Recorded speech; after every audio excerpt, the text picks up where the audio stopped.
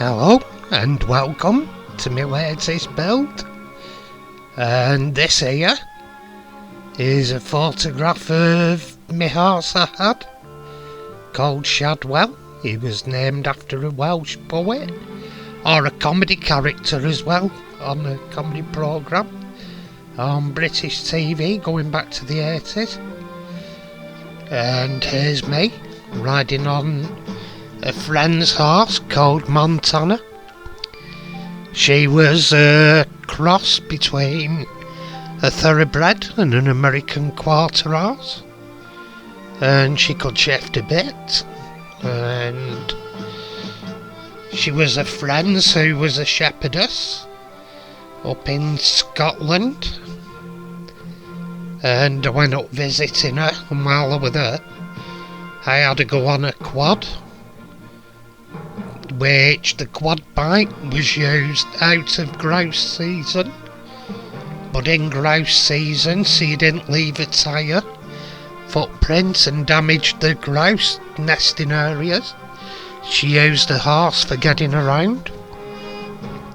Here's a side view. She was quite an handsome horse. And I'm also riding Western style with American Western saddle and stirrups and bridle. I've undecided myself which one I preferred between Western and English riding style, but they were both alright, I suppose, as long as you were stayed on. And anyway, here we go. Basically, this is the starting point, and it's the Matchbox or Lesney 25A, or is it 35A horse box, the Marshall on an ERF frame, and it's quite a play-worn example, a bit battered round the edges, and with the door missing. I actually got a door from Model Supplies to finish it off. Anyway, here what I'm doing here is mixing paint up. I started off with a couple of different tan coloured browns, a cork brown from Vallejo and a yellow ochre. That was a bit bright there, so it still needed toning down. A bit too bright yellow, so I put a white in to give it the powdery accent, because it has a powdery look to it. And there we go, bob on. Or as near as damn it for a Lesney product. There'd have been God knows how many different variations of the same colour. And here I'm trying a couple of different reds. That one's I'm trying to think of the name now. It's one of the figure paints anyway. And the second one's a Tamiya. They're both near enough right ballpark. It's a bright red end of day, you're not going to be far off.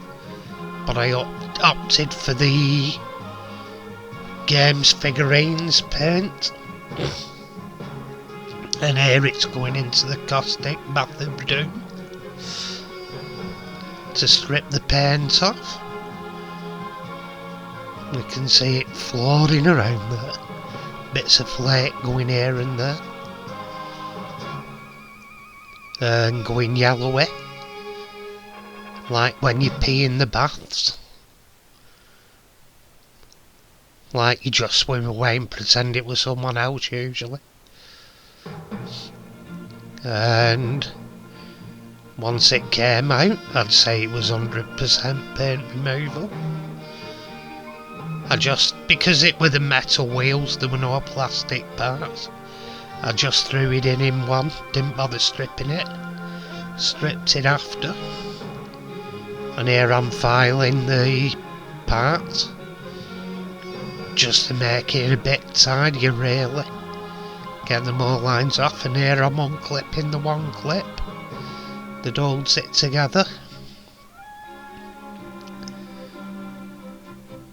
And just push the body off. And here what I'm doing, I've got my cutters wedged in the vise, and I just tighten the vise up and tighten it till it pings through, and there we are. We've got both axles off, just looking at the under chassis. And here we're going in with a wire brush. Get all that oxidisation off and clean it up. Get it looking here number one and the best.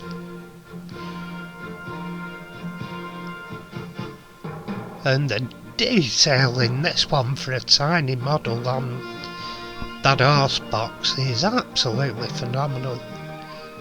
It's beautiful detail.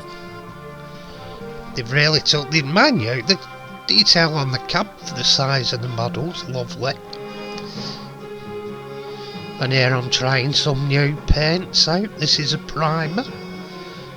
I got them from what are known as pound shops here in the UK. Got them in a local one. I've bought 5 sprays. I was going to say it's a bit of a con, but it's not really, because it doesn't seem to be bad paint, but when you shake the can, the full can, it only seems like it's, to be honest, it only feels the weight of it to be a quarter full of paint, and the rest is propellant. So it's not, it's, well, if it's decent paint and it works decent, £1's worth it if it does a few models. But I have noticed they've certainly underfilled them. And here I'm putting the brown on the box. Just spraying it, and goes on nicely. I've actually on this one had a paint job that's gone nice from start to finish. By one little touch up, and that it was unavoidable because I had to hold the door somewhere, and there was very little options for doing it. I just used my tweezers, like my locking tweezers, and held on with that. But there was very little other options for doing the job. And still cooked in it there. And here I'm demoing, that's one of the rivets I'm going to be using for the axles. Just push the rivet off and leave the centre rod and use it for the axles, like so. There's the wheels on it,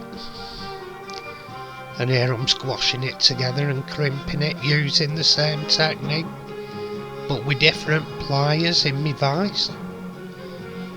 I have to do it that way because my wrists and hands are knackered now after motorcycle crashes, etc.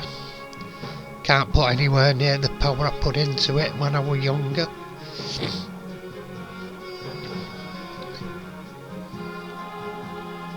There we go, just crimping away.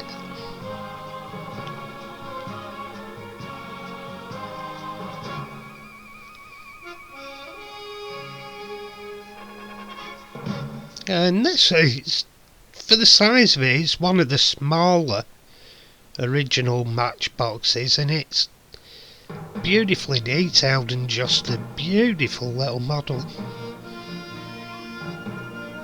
It's amazing for the time and price of it.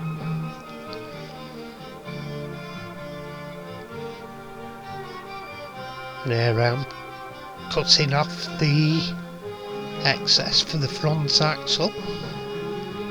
and then I crimp that one up after. And here I'm just putting a dab of super glue where the body's going to go on.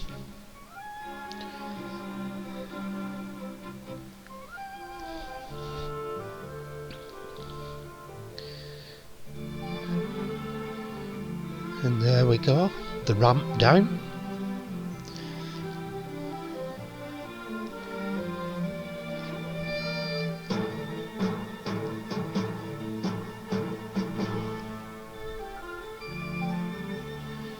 Just a quick touch up of the paint.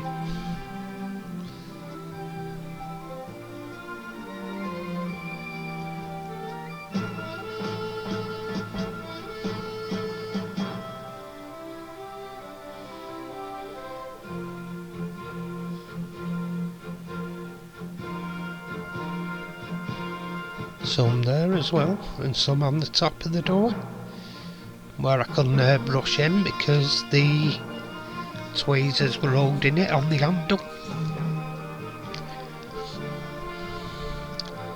And here we are. This is the point at where we started. A beaten up old, battered old matchbox, horse box. And the stable doors open, I suppose, and the horse is bolted. But even on that you can see it's a lovely model. It does look a really attractive one. Takes me back to, I didn't drive anything quite this old, but I did drive a Ford cargo truck horse box when I was transporting my own horse around. So I have driven one. It's a different kind of driving when you're transporting a bigger animal inside. You are thinking way ahead down the road what you're going to be doing, because you don't want to be braking hard or swerving hard. Anyway, thank you very much for watching. Hope you've enjoyed. If you've subscribed, thank you for subscribing, and I'll catch you on my next video.